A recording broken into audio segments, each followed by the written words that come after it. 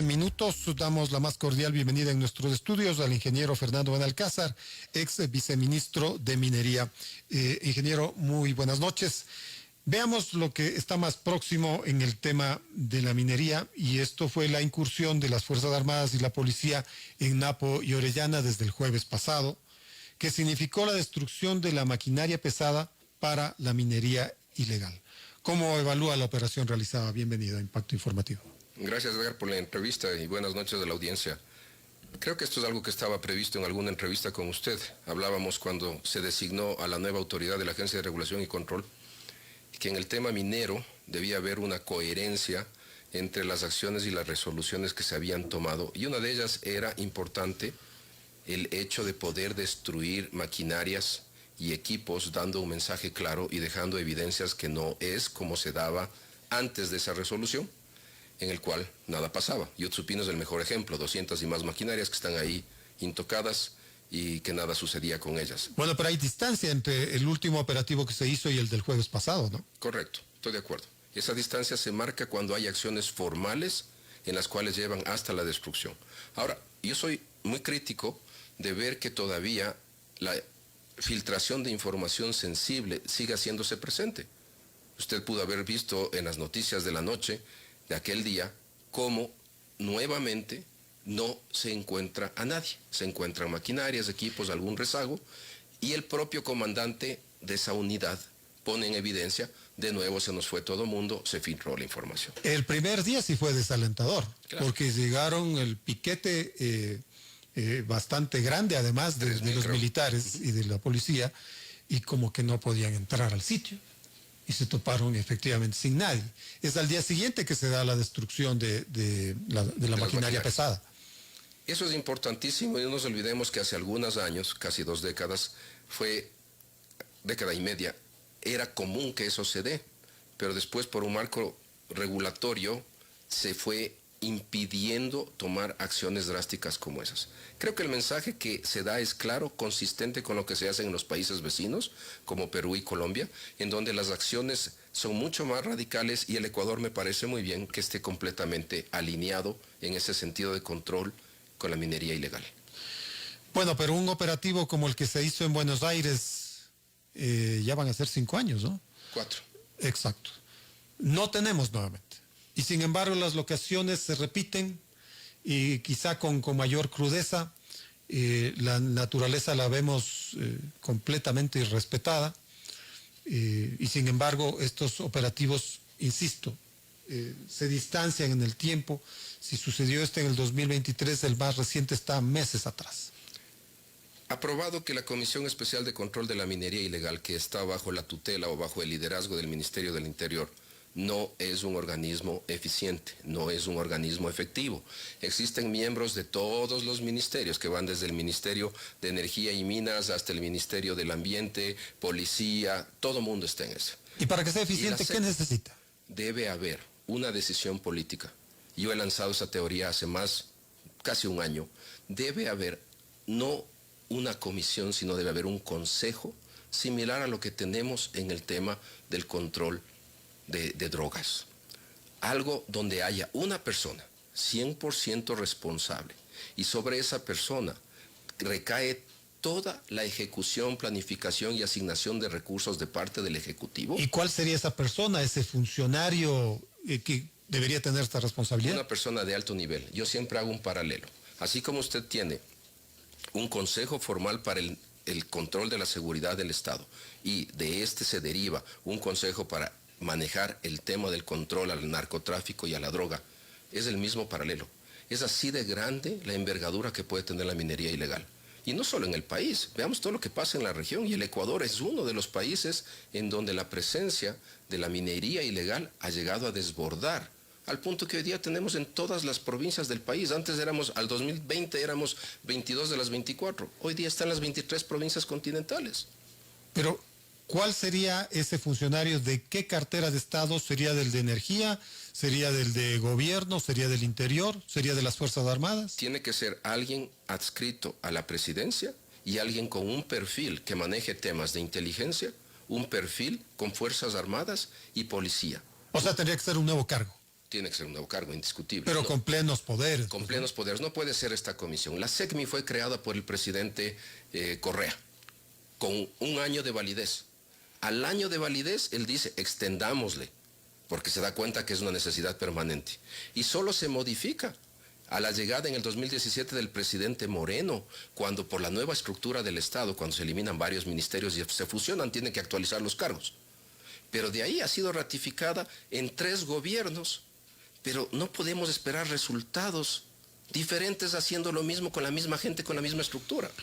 Esto con la minería ilegal, pero la legal también tiene problemas en el país. Se conoció pues la semana pasada que si bien hasta el año 2021 el sector tenía altos márgenes de inversión, resulta según la Cámara de Minería que en 2022 hubo desinversión de cerca de 200 millones. Los capitales que operan en el Ecuador ya están yendo. Así es, y es lógico que se vayan. Cuando usted tiene una incertidumbre total, tiene una inseguridad jurídica sumada a una inestabilidad política sin precedentes, cualquier inversionista nacional o extranjero va a evaluar en dónde ese dinero puede ser más efectivo. Y si ya ha gastado ingentes cantidades de dinero, tomemos un ejemplo, una gran empresa como es Anglo American, ya gastó 25 millones de dólares en el país, 26 millones de dólares en el país en exploración. Y llega un momento en el cual decide, si yo tengo que seguir invirtiendo en el Ecuador, no es el momento. Y prefiere quedarse con el porcentaje que retenía y que tiene al momento y ceder la opción de crecimiento del 26% adicional a la empresa junior que opera este proyecto. Entonces, eso es un ejemplo claro y una evidencia en donde decisiones y estudios que se hacen en las empresas, que para eso existen las diferentes fases. En una preevaluación económica, en una evaluación económica se dice, este proyecto es demasiado costoso, este proyecto geológicamente no es lo que esperábamos, y a eso súmale todo el tinte político y el riesgo país. Deciden irse, que es el caso de Grupo México. Grupo México es una de las empresas más grandes del sector minero en el país. Y si bien mantienen una oficina y mantienen 2 empleados, no hacen nada más en el país y entregan un proyecto de calibre de ruta de cobre. 2 ejemplos claros, concretos en los últimos 2 o 3 o 4 semanas. Eso está pasando y es verdad, ratificado que la desinversión se está dando. Es la cifra del 2022. ¿Cuál va a ser el escenario del 2023 hasta diciembre? Hay 2 posibles escenarios hacia finales del 23. Que sigamos con una desinversión total, porque la Corte Constitucional no se pronuncie efectivamente, respetando el derecho a la consulta ambiental y declarando la legalidad del Decreto Ejecutivo 754, por un lado. Por otro lado, si eso no se da, las empresas que están a la espera en el sector minero, hablemos ahora del sector minero, hay 3 proyectos mineros que están a la espera de esa resolución. El Domo, provincia de Bolívar, La Plata, provincia de Plata y una Cotopaxi. planta de beneficio en la provincia de El Oro. Son los únicos 3 proyectos de los 176 que están en stand-by. En un principio estaban Loma Larga de Dondi, pero también tiene sus propios problemas. Ellos tienen suficientes problemas con la oposición radical política que existe en el cantón y en la provincia, sumado a una resolución formal en segunda instancia que le dice al Ministerio del Ambiente, señores, procedan a hacer la consulta ambiental y también, señores de Pasito, verifiquemos si hay que hacer una consulta previa, libre e informada. Tienen suficiente para estar unos 2 o 3 años con ese problema. Pero volviendo a su respuesta del 23, ese es el escenario en el cual no habrá ninguna inversión. Y el otro escenario es en el que si la Corte decreta que sí es constitucional y sigue la Corte Constitucional, podremos ver que hasta finales del año, una parte de los 100 millones que están previstos para La Plata y de los 200 o 300 millones previstos para Curipamba, el Domo, una parte ínfima, pequeña, puede comprometerse para el resto del año, pero sí veremos resultados en el 24. La Corte Constitucional se toma su tiempo, pero resulta que desde la audiencia que tuvo lugar hace algunos días, la CONAIE y organizaciones que están vinculadas con la Confederación han puesto otras acciones de protección en el mismo sentido. ¿Cuál es la idea de esto? Destrucción y caos. ¿Demorar el pronunciamiento de la Corte? Al sector minero, al sector de desarrollo de recursos naturales no renovables, se le quiere arrinconar mediante todos los mecanismos que la Constitución permite. Comencemos por una consulta popular, que fue contundente y aisló el bloque 43 y su campo ITT, rotundamente.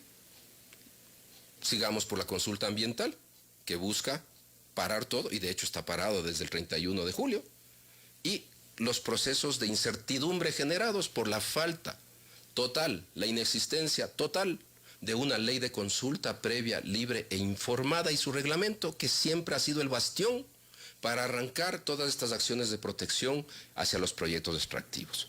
¿Y esto nos ha llevado a qué? A vivir como estamos pasando ahora en el sector minero, ya con 3 demandas internacionales, 2 de Codelco y una del grupo de Río Blanco. Entonces, eso es lo que se ha logrado, un caos. Y sobre ese caos e incertidumbre, querer lograr que las opciones de empleo y desarrollo vayan disminuyendo y minimizando en el país. Aprovecho su presencia, ingeniero Benalcázar, para hablar de la consulta del ITT, donde usted fue uno de los principales portavoces del no. Pues ahora los grupos Shuar, Quichuas y Guaraníes de 6 provincias amazónicas anunciaron la presentación de una acción de protección para evitar que se efectivice justamente el dictamen de la ciudadanía, es decir, de que se cierre el ITT. ¿Será posible esto? La semana pasada tuve la oportunidad de conversar con el líder Shuar, una persona bastante inteligente y educada, el señor Cristóbal. Y creo Cristóbal Carens, sí. Es factible hacerlo, lo van a hacer. Y qué tan efectivo sea, cuán efectivo el resultado a alcanzarse sea, ya veremos. Ahora, en el Ecuador, cualquier juez puede, de cualquier parte, puede ordenar lo que sea. Vamos a eso. Yo sí creo que puede ser efectivo dependiendo del juez de la causa que tome esto y decida pronunciarse a favor.